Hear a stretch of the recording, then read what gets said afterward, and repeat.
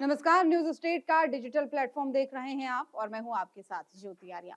आज हम बात करने वाले हैं केंद्रीय गृह मंत्री अमित शाह को लेकर, जो अपने 2 दिन के मध्य प्रदेश दौरे पर है और मध्य प्रदेश में भी खासकर वो ग्वालियर दौरे पर हैं।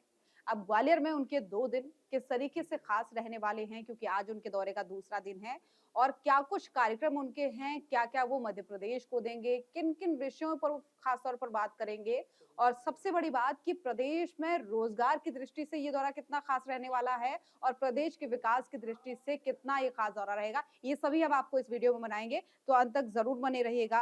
तो देखिए, आपको सबसे पहले तो ये बता देते हैं कि जो केंद्रीय गृह मंत्री अमित शाह है वो कल देर रात पहुंचे थे और कल देर रात पहुंचने के बाद से उन्होंने तकरीबन 9:30 बजे वो पहुंचे और उनके स्वागत में खुद मुख्यमंत्री डॉक्टर मोहन यादव मुख्यमंत्री डॉक्टर मोहन यादव के साथ ही प्रदेश अध्यक्ष हेमंत खंडेलवाल और तमाम अन्य लोग पहुंचे थे उनके स्वागत में। अब देखिए, सबसे पहले तो मैं आपको मोटे-मोटे तौर पर बता देती हूँ कि ये 2 दिन का जो दौरा है उसमें क्या कुछ कवर करने वाले हैं वो। 2 बड़े कार्यक्रम हैं, जिसमें पहला तो पूर्व प्रधानमंत्री अटल बिहारी वाजपेयी की 101वीं जयंती पर एक खास कार्यक्रम रखा गया है। उस कार्यक्रम में वो शिरकत करने वाले हैं और उसके बाद से जो दूसरा कार्यक्रम रहने वाला है उसमें वो प्रदेश को कई विकास परियोजनाओं की सौगात देंगे। उन विकास परियोजनाओं में कई परियोजनाओं का भूमि पूजन वो करेंगे, कई का शिलान्यास वो करने वाले हैं। तो दूसरा महत्वपूर्ण कार्यक्रम ये है और इसी के साथ ही वो तमाम उन बड़े विषयों पर बात करेंगे, जिसमें से एक प्रमुख विषय है रोजगार और दूसरा प्रमुख विषय है नक्सलवाद। क्योंकि आप लोगों को पता होगा, हाल ही में हमने आपको बताया था कि प्रदेश के अंदर नक्सलवाद का खात्मा पूरी तरीके से हो चुका है। यानी मध्य प्रदेश के अंदर जो संकल्प लिया गया था कि नक्सलवाद का खात्मा होगा, उसको यानी वो खात्मा हो चुका है और उसको लेकर भी वो बड़ी बातें कहेंगे, ये बात कही जा रही है। अब मैं आपको बताती हूँ कि क्या कुछ महत्वपूर्ण कार्यक्रम जो है वो उनके रहने वाले हैं। तो देखिए, सबसे पहले कार्यक्रम की हम बात करते हैं। पूर्व प्रधानमंत्री अटल बिहारी वाजपेयी की 101वीं ये जयंती है और उस जयंती के मौके पर एक बड़ा कार्यक्रम मध्य प्रदेश के अंदर हो रहा है और इस बड़े कार्यक्रम को हम बताते चले आपको कि जो उनकी जन्मस्थली है, यानी अटल बिहारी वाजपेयी जी की जो जन्मस्थली है ग्वालियर, वहीं पे उनका जन्म हुआ था।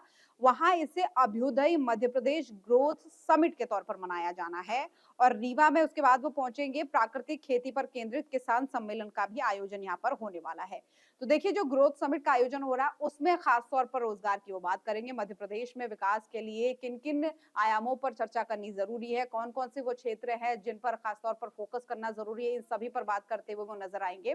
और उसके बाद हमने आपको बताया कि किसानों के लिए भी ये महत्वपूर्ण कार्यक्रम होने वाला है और इसमें खासकर जो है रोजगार को बढ़ावा वो देंगे। उसके बाद 2 लाख करोड़ से अधिक के निवेश के प्रस्तावों के लिए भूमि आवंटन होगा। तो देखिए, निवेश पर भी खास तौर पर मध्य प्रदेश के अंदर फोकस हो रहा है। ये बात आप जानते होंगे, क्योंकि अक्सर हम आपको बताते हैं कि जो मुख्यमंत्री डॉक्टर मोहन यादव हैं वो प्रदेश के अंदर भी, प्रदेश से बाहर भी, अभी उन्होंने साउथ का एक दौरा किया था, वहां पर भी उन्होंने खासकर जो उद्योगपति हैं उनसे निवेश के लिए बात की थी।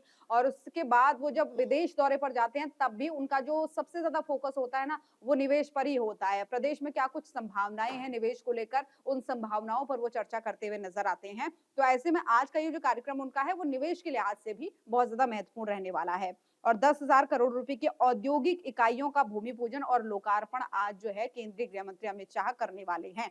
और वहीं रीवा में जो है बसामन मामा गौ अभ्यारण्य में अमित शाह प्राकृतिक खेती प्रकल्प का शुभारंभ भी करने वाले हैं।